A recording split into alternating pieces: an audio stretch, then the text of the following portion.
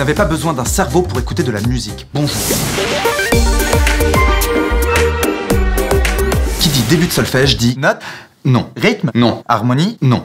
Cadence? Non. Je peux partir alors? Non! Car aujourd'hui, on aborde la clé de tout.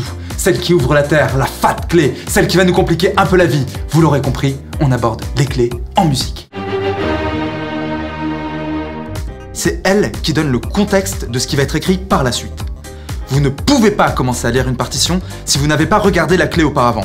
Et idem, vous n'écrirez pas la moindre note si vous n'avez pas écrit la clé. Savoir le contexte du langage en musique peut avoir son importance. Le chef d'orchestre Alain Guingal en a fait les frais. Car lors d'une répétition d'orchestre en Grande-Bretagne, il s'est adressé aux bassons en les appelant fagots. Il a de toute évidence oublié que ce mot désigne les bassons en allemand. En anglais, ça désigne plutôt... Très bien la mesure 48. Juste vous, la grosse pédale tapette homosexuelle, pourriez-vous légèrement augmenter le crescendo, je vous prie? On va voir les différentes clés.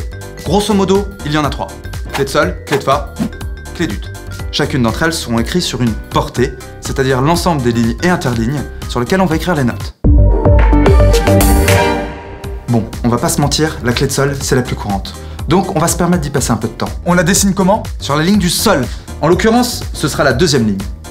La forme de la clé de sol est basée sur la lettre G, qui désigne la note sol dans les pays anglo-saxons, et sur la lettre D à la 4e ligne, qui désigne le Ré.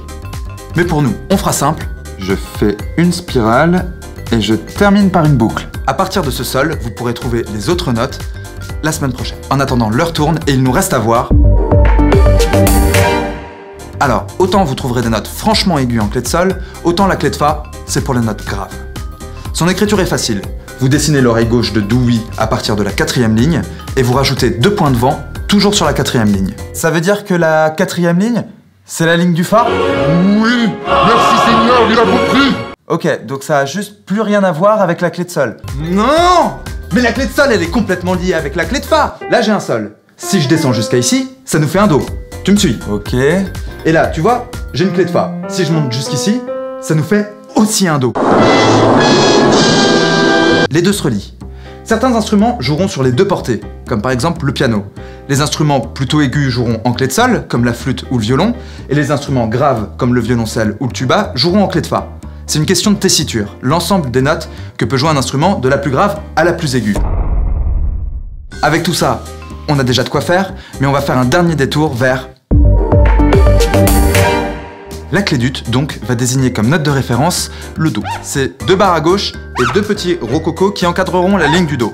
C'est fait. Et ce que tu as fait là, c'est une clé d'ut 3, vu qu'elle encadre la 3e ligne. Tu peux aussi faire une clé d'ut 4 en l'écrivant une ligne au-dessus. Mais alors, toutes les notes seront décalées?